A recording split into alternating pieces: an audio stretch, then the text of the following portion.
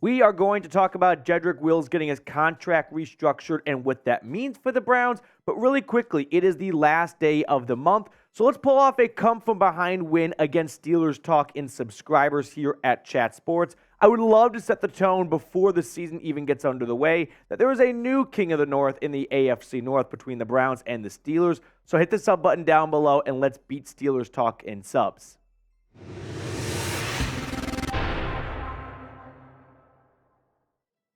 What is going on in Cleveland? Because another player has had their contract restructured, and Twitter is ablaze right now with what is Andrew Berry doing? Why is he freeing up all this cap space? What is he going to do with all this money, if anything at all? So we're going to kind of round up all the conspiracy theories-ish and break down all the contract news and whatnot. But Field Yates was the first one to tweet it out this morning that the Browns have restructured the contract of left tackle Jedrick Wills, converting $2.2-ish million of base salary into a signing bonus, adding 3 void years. That is important, creating nearly $2 million in 2023 cap space, and then Field Yates, doing a little bit of a comedy hour with $4 billion in cap space for the season. So why are the Browns doing this, right? What does all of this mean? If I had to try and break down the enigma that is the NFL salary cap into layman's terms, basically, in short, Andrew Berry is increasing his cap rollover. So he is creating as much cap space right now to roll it over into 2024, which then eats at the 2024 cap deficit because the Browns are currently in the red. They are above the salary cap for 2024. So trying to get back down to zero, all while knowing the cap, as long as there's no global pandemic, will always go up. And so the percentage cap hits for these guys is going to actually decrease in the future because, sure, their cap hit goes up by restructuring contracts in future years, but the salary cap itself goes up at a higher rate. So the actual percentage cap hit is lower in 2024 and 2025 than what it is in 2023. Does that make a little bit of sense? Restructuring contracts is not taking money away from the player. The player gets the same amount of money. It just comes in a different form, and the Browns get salary cap relief for this year. Now, adding 3 void years, well, that is tacking on fake years on a contract, meaning even though that guy is not on that team, the Browns are going to kind of Bobby Vanilla it a little bit and spread money over years that Jedrick Wills is not currently under contract for. But it is not a move to take money away from Jed Wills. It is not taking guaranteed money away or anything like that. You are simply, I think the best analogy I can give, it's like a water levee system in the Panama Canal. You are lowering the cap hit for 2023, raising future cap hits, but also the salary cap goes up in those years, so the percentage hit is not as big, and the Browns can then roll over the cap space they have this year to eat away, like I said, at their deficit, or I should say their surplus, whatever, for 2024. So as of right now, the Browns have, give or take $1 million or so, $39 million in cap space. So they can take that money, they can apply it to 2024, get them back down towards zero because they are in the red, and the Browns know the salary cap is going to go up every single season. So the future cap hits for these players, which then goes up as a result of these restructures, percentage-wise is actually smaller than what it is right now. So what are the NFL cap space leaders? Well, it is the Cleveland Browns, the Arizona Cardinals, the Cincinnati Bengals, the Detroit Lions, and the Indianapolis Colts. And the Browns have, 14-ish million in space between themselves and the number 2 team, whereas the Arizona Cardinals are only $6 million ahead of the Cincinnati Bengals. Now, we have seen a handful of contracts get restructured so far. Deshaun Watson, David Njoku, Joel Bitonio, now Jedrick Wills, and Myles Garrett. So why are the Browns picking these players specifically? Well, when you restructure a contract, you raise their future cap hits. So if you move on from a guy that you restructure their contract for, think of it this way. Imagine if you give a guy $100 million guaranteed over 5 years. Well, you could easily divide those $100 million or divide the $100 million over the 5 years, going 20 million, 20 million, 20 million, etc. But some teams like to backload it, right? They like to keep the cap hits low at the beginning because they know $20 million now is very different than $20 million in 3 to 4 years when the cap goes up. So they backload those types of deals. But if you move on from a player who you backloaded the contract for, you got to pay that $100 million guaranteed at some point. You got to pay the piper. That money is not a fugazi. It does not just disappear. So if you restructure a deal for someone and then release them when they've got a year or two left on their contract, it's like a big balloon, right? All of it is at the end, and it's going to pop, and it's going to be a very tough time eating all that dead money. So you do not want to restructure contracts of players that you do not believe with 100% guarantee are going to be here for the entire duration of their contract, which I think Deshaun Watson will be. I think Joel Bitonio will be. I think Myles Garrett will be. Jedrick Wills only has an extra year, and it's a fully guaranteed fifth-year option, so I think he will be as well. David Njoku was the one that caught me a little bit by surprise, but you can definitely see the Browns have big plans for Njoku moving forward. So those guys are going to be under contract for the entire duration, so you won't release them early and have to pay a big dead cap hit like John Johnson and Austin Hooper, for example.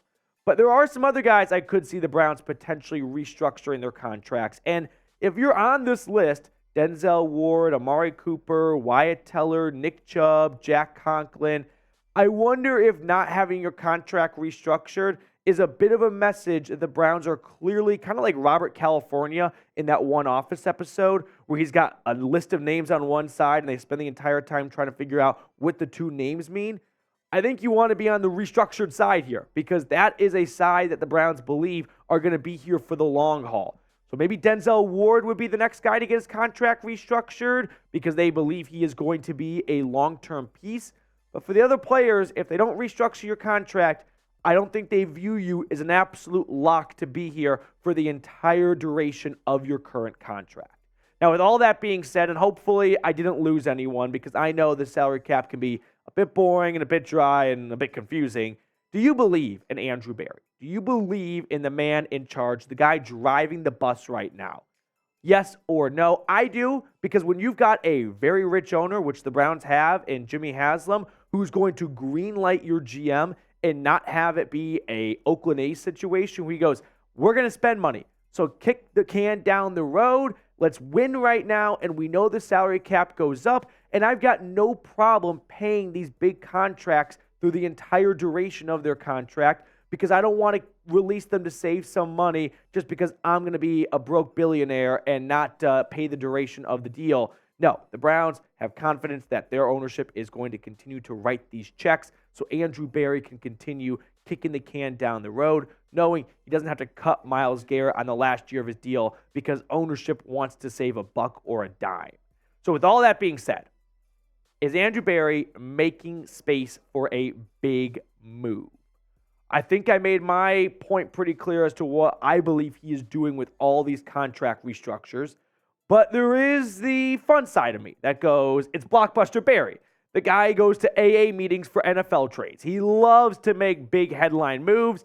And I am 93% sure this is just cap mumbo jumbo, right? Where it's, hey, the salary cap nerds, they get a hard on for this stuff. They love it. And for the rest of us that are more just, regular everyday fans, we're like, all right, whatever. Enjoy all your big numbers. The salary cap's a myth.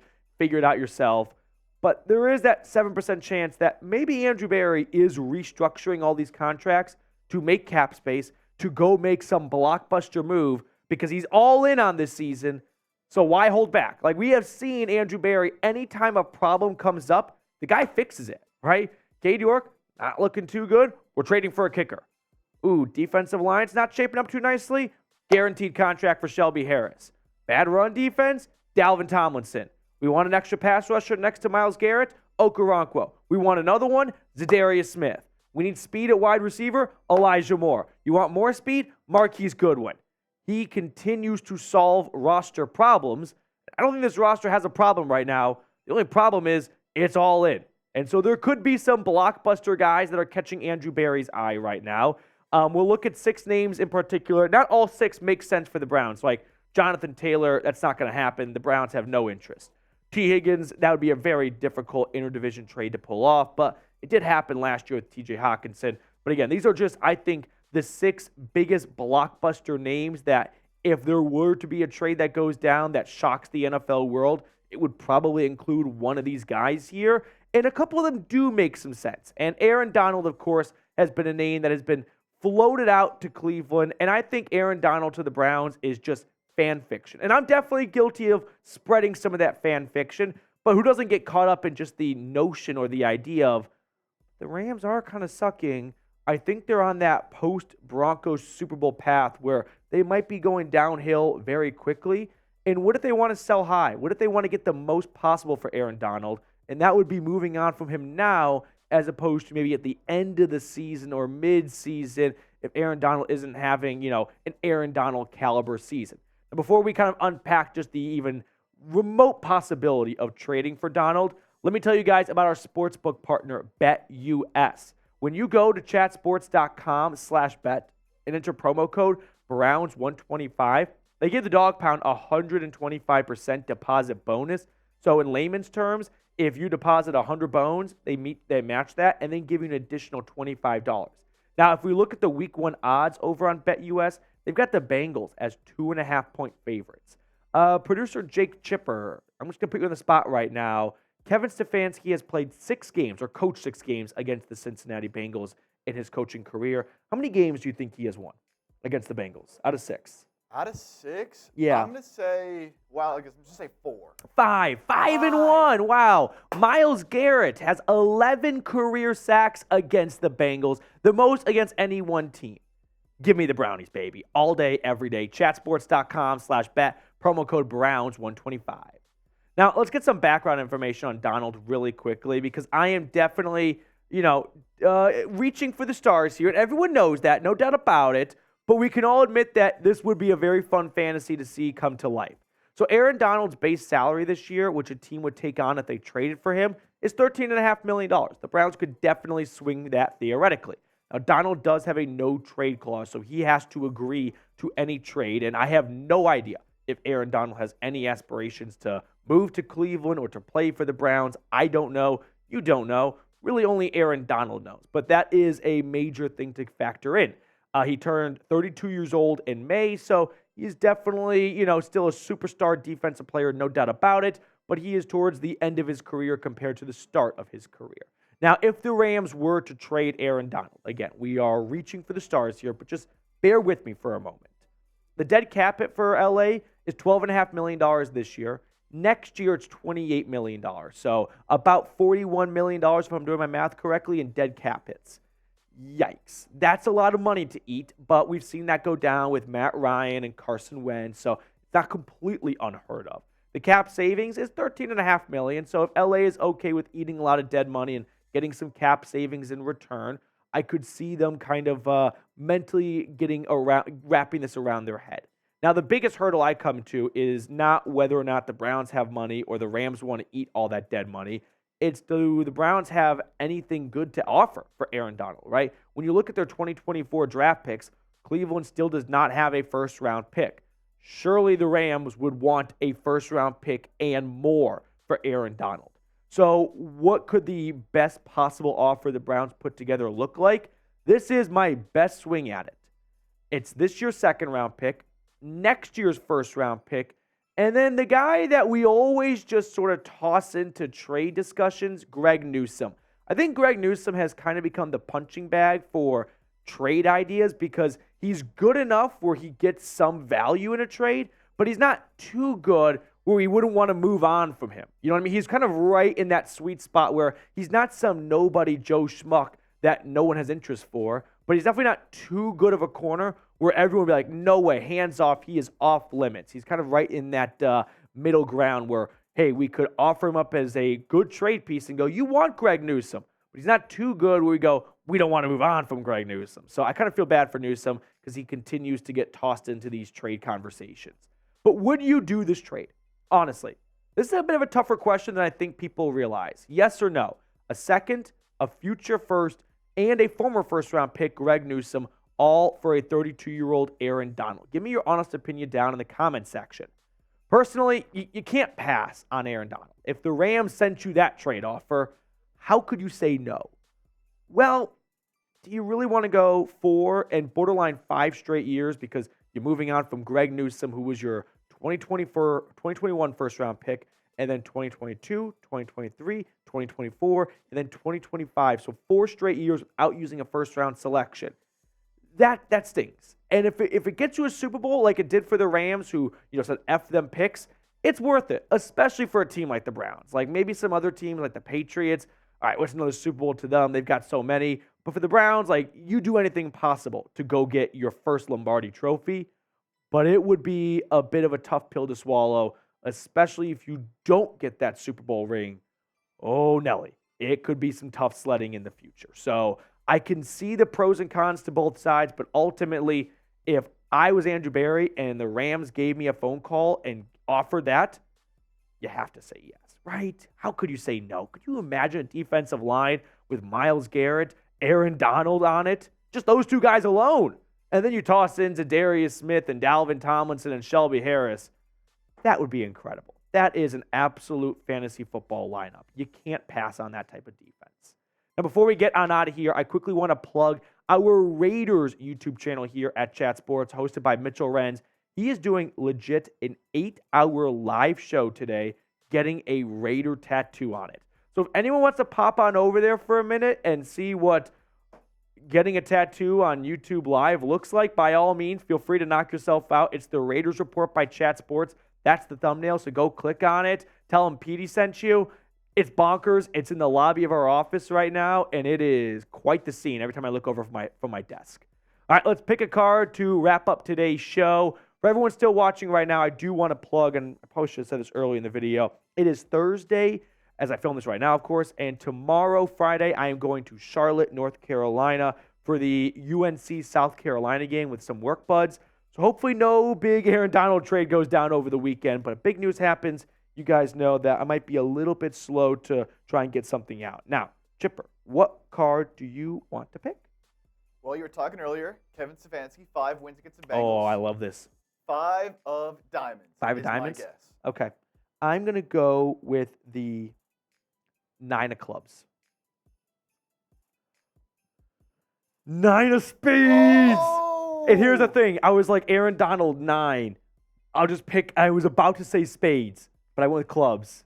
1 off. That's brutal. That is a tough beat. We will sign off. We will let you guys go. Enjoy the rest of your day. Subscribe, like the video, all that good stuff if you have not already.